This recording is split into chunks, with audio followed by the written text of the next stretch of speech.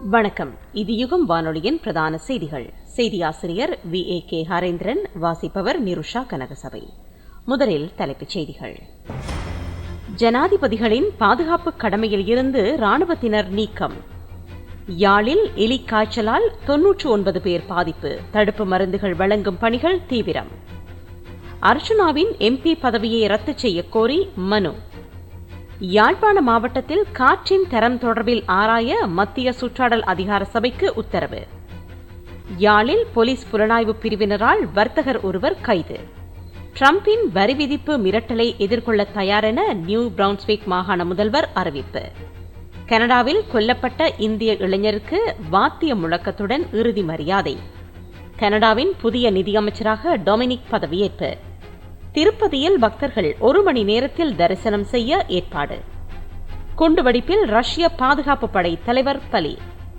பதவியேற்பு விழாவில் பங்கேற்குமாறு சீன அதிபருக்கு டொனால்ட் ட்ரம்ப் அழைப்பு. இனி விரிவான செய்திகள். தாயக செய்திகள். முன்னாள் ஜனாதிபதிகளின் பாதுகாப்புக்காக கடமைக்கு அமர்த்தப்பட்டுள்ள போலீஸ் உத்தியோகத்தர்கள் தவிர்ந்த ஏனைய சகல இராணுவ அதிகாரிகளையும் அடுத்த வாரம் முதல் நீக்க உள்ளதாக இலங்கையின் பொதுமக்கள் பாதுகாப்பு அமைச்சர் ஆனந்த விஜயபால தெரிவித்தார். பாராளுமன்றத்தில் இன்று விசேட அறிக்கையொன்றை வெளியிட்டு உரையாற்றும் போதே அமைச்சர் ஆனந்த விஜயபால இவ்வாறு கூறினார். கடந்த 11 மாதங்களில் முன்னாள் ஜனாதிபதிகள் மற்றும் அவர்களது மனைவிகளின் பாதுகாப்புக்காக 1448 மில்லியன் ரூபாய் செலவிடப்பட்டிருப்பதாகவும் அவர் குறிப்பிட்டார். யாழ் மாவட்டத்தில் எலிக்காய்ச்சலினால் இதுவரை 99 பேர் பாதிக்கப்பட்டுள்ளனர். தற்போது பருத்தித்துறை ஆதார வைத்தியசாலையில் 23 பேரும், யாழ் போதனா வைத்தியசாலையில் 6 பேரும் சிகிச்சை பெற்று வருகின்றனர் என்று யாழ்ப்பாண மாவட்ட சுகாதார சேவைகள் பணிப்பாளர் வைத்திய கலாநிதி கேதீஸ்வரன் தெரிவித்துள்ளார். மேலும் கடந்த 24 மணி நேரத்தில் பருத்தித்துறை ஆதார வைத்தியசாலையில் 9 நோயாளர்களும், யாழ் போதனா வைத்தியசாலையில் 5 நோயாளர்களும் எலிக்காய்ச்சலுடன் அனுமதிக்கப்பட்டுள்ளனர். கடந்த 24 மணி நேரத்தில் இந்நோய் காரணமாக எந்தவொரு இறப்பும் ஏற்படவில்லை என்றும் அவர் குறிப்பிட்டார். எலிக்காய்ச்சல் நோய் வராமல் தடுப்பதற்காக தடுப்பு மருந்து வழங்கும் பணிகள் தொடர்ந்து இடம்பெற்று வருகின்றன. நேற்று வரை சுமார் 6000 பேருக்கு தடுப்பு மருந்துகள் வழங்கப்பட்டுள்ளன. பாதிக்கப்பட்ட சுகாதார வைத்திய அதிகாரி பிரிவுகளில் காய்ச்சல் நோயாளர்களை இனம் காண்பதற்காக சுகாதார பணியாளர்கள் வீடு வீடாக சென்று ஆய்வுகளை மேற்கொண்டு வருகின்றனர். பாதிக்கப்பட்ட சுகாதார வைத்திய அதிகாரி பிரிவுகளில் உள்ள கால்நடைகளில் இக்கிருமி தொற்று உள்ளதா என்பதை ஆய்வு செய்வதற்காக கொழும்பில் இருந்து கால்நடை உற்பத்தி சுகாதார திணைக்களத்திலிருந்து குழுவொன்று யாழ்ப்பாண மாவட்டத்துக்கு நாளை வருகை தரவுள்ளது என்றும் அவர் குறிப்பிட்டார். யாழ் மாவட்ட சுயேட்சை நாடாளுமன்ற உறுப்பினர் ராமநாதன் அர்ச்சுனாவின் நாடாளுமன்ற உறுப்பினர் பதவியை ரத்து செய்யுமாறு கோரி தாக்கல் செய்யப்பட்ட மனுவை எதிர்வரும் ஜனவரி 15ஆம் தேதி பரிசீலனைக்கு எடுத்துக் கொள்ளுமாறு மேன்முறையீட்டு நீதிமன்றம் உத்தரவிட்டுள்ளது. புதிய சுதந்திர முன்னணியின் தலைவர் ஒஷலஹேரத் இந்த மனுவை தாக்கல் செய்துள்ளார். இந்த மனு நீதியரசர்களான சோபித ராஜகருணா மற்றும் மகேன் கோபல்லாவா ஆகியோர் அடங்கிய மேன்முறையீட்டு குழு முன்னிலையில் இன்று விசாரணைக்கு எடுத்துக் கொள்ளப்பட்டது. இந்த மனுவை ஜனவரி 15ஆம் தேதி விசாரணைக்கு எடுத்துக்கொண்டு உண்மைகளை உறுதிப்படுத்த நீதியரசர்கள் உத்தரவிட்டனர்.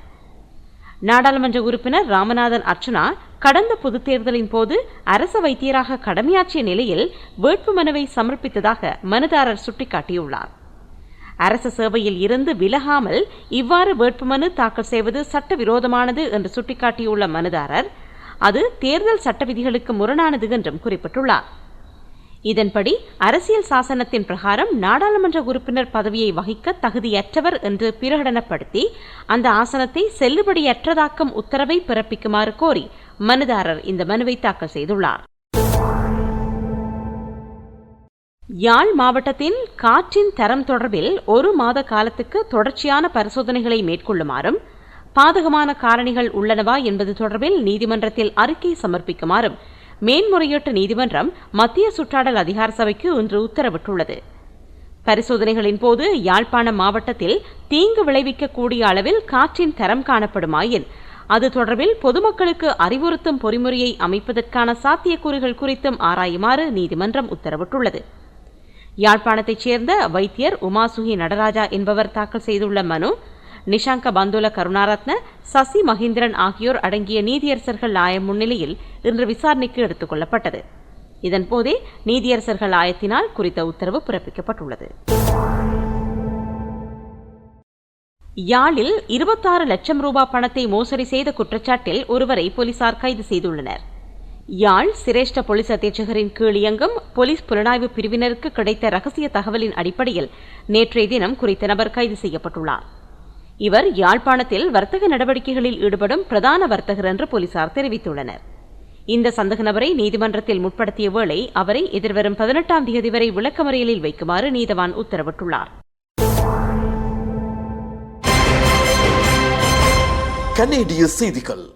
அமெரிக்க அதிபராக தெரிவாகியுள்ள டொனால்ட் ட்ரம்ப் கனடாவுக்கு வரி விதிப்பு மிரட்டல் விடுத்துள்ள நிலையில் நெருக்கடிகளை எதிர்கொள்ள தயார் என்று நியூ பிரவுன்ஸ்விக் மாகாண முதல்வர் தெரிவித்திருக்கின்றார். கனடாவின் நியூ பிரவுன்ஸ்விக் மாகாண முதல்வரான சூசன் ஹோல்ட் அமெரிக்க அதிபராக தெரிவாகியுள்ள ட்ரம்பின் வரி விதிப்பு அச்சுறுத்தலை எதிர்கொள்ள அனைத்து நடவடிக்கைகளையும் முன்னெடுக்கவிருப்பதாகவும் தெரிவித்துள்ளார். ஆனால் மாகாணத்தை பாதிக்கும் எந்த முடிவையும் தாம் எடுக்கப் போவதில்லை என்றும் அவர் குறிப்பிட்டிருக்கின்றார். கனடாவில் பாதுகாவலராக பணிக்கு சேர்ந்த இந்திய இளைஞர் ஒருவர் கொடூரமாக கொல்லப்பட்ட நிலையில் அவரது சக பாதுகாவலர்கள் அவருக்கு வாத்தியம் முழங்க இறுதி மரியாதை செலுத்தியுள்ளனர். இந்தியாவிலிருந்து 1.5 ஆண்டுகளுக்கு முன்பு கனடா வந்த 20 வயதான ஹர்ஷன்தீப் சிங் இந்த மாத முற்பகுதியில் சுட்டுக் கொல்லப்பட்டார். அல்பர்டா மாகாணத்தில் உள்ள எட்மண்டனில் பாதுகாவலராக பணிக்கு சேர்ந்து 3 நாட்களில் இந்த சம்பவம் நிகழ்ந்துள்ளது. அவரை கொலை செய்த குற்றச்சாட்டில் 2 கைது செய்யப்பட்டுள்ளார்கள். கொல்லப்பட்ட சிங்கின் அஞ்சலி நிகழ்வுகள் நேற்று நடைபெற்றன. இதில் அவரது சக பாதுகாவலர்களும் அவசர உதவி குழுவினரும் இணைந்து அவருக்கு இறுதி மரியாதை செலுத்தியிருந்தனர். கனடாவின் நிதியமைச்சர் தனது பதவியை ராஜினாமா செய்த நிலையில் பொதுமக்கள் பாதுகாப்பு அமைச்சராக இருந்த டொமினிக் புதிய அமைச்சராக நியமிக்கப்பட்டிருக்கின்றார். கனடா அமெரிக்க எல்லை வழியாக குடிபெயர்வோரும் போதைப்பொருள் கடத்தல்களும் அமெரிக்காவுக்குள் நுழைவதை கட்டுப்படுத்தவில்லை என்றால் கனடா மீது 25% வரி விதிப்பதாக ட்ரம்ப் மிரட்டியுள்ள இந்த இக்கட்டான நேரத்தில் எல்லை பாதுகாப்பை கண்காணிக்கும் பொறுப்பை டொமினிக் ஏற்று வருகின்றார் என்பதும் குறிப்பிடத்தக்கது. இந்திய செய்திகள். திருப்பதியில் ஏழுமலையானை தரிசிக்க வரும் பக்தர்கள் 1 மணி நேரத்தில் தரிசனம் பெறுவதற்கான ஏற்பாடுகளை செய்ய உள்ளதாக கோயில் நிர்வாகம் அறிவித்துள்ளது. திருப்பதியில் தினமும் பல்லாயிரக்கணக்கான பக்தர்கள் கூடும் நிலையில் அவர்கள் பல மணி நேரம் வரிசையில் காத்திருக்க வேண்டியுள்ளது. பக்தர்களின் சிரமத்தை போக்குவதற்காக திருப்பதி தேவஸ்தானம் பெங்களூரில் உள்ள தனியார் மென்பொருள் நிறுவனத்துடன் இணைந்து பக்தர்கள் 1 மணி நேரத்தில் தரிசனம் செய்வதற்கான ஏற்பாடுகளை செய்து வருகிறது. திருப்பதியில் தரிசனத்துக்கு வரும் பக்தர்களின் முகத்தை நவீன தொழில்நுட்பத்தில் ஸ்கேன் செய்வதற்காக விமான நிலையம், ரயில் நிலையம், பஸ் நிலையம் உள்ளிட்ட 20 இடங்களில் முகத்தை ஸ்கேன் செய்யும் மையம் அமைக்கப்பட உள்ளது. திருப்பதிக்கு வரும் பக்தர்கள் உடனடியாக தங்களது முகத்தை ஸ்கேன் செய்தவுடன் அவர்களுக்கு உண்டான தரிசன நேரம் வழங்குவதற்கான ஏற்பாடுகள் செய்யப்பட்டுள்ளன. தரிசன நேரம் இடைவெளிக்குள் பக்தர்கள் திருப்பதி மற்றும் திருப்பதியை சுற்றியுள்ள கோயில்களுக்கு சென்று தரிசனம் செய்துவிட்டு அவர்களுக்கு வழங்கப்பட்ட நேரத்துக்கு 1 மணி நேரம் முன்பாக கோவிலுக்கு வந்து தரிசனம் செய்து கொள்ளும் வகையில் வசதிகள் செய்யப்பட்டிருப்பதாக கோவில் நிர்வாகம் அறிவித்துள்ளது. இதன் மூலம் கேரளா, உத்தரப்பிரதேசம், டெல்லி உள்ளிட்ட நீண்ட தூரத்தில் இருந்து வரும் சாதாரண பக்தர்களும் 1 மணி நேரத்தில் ஏழுமலையானை தரிசிக்கலாம் என்று அறிவிக்கப்பட்டிருக்கிறது.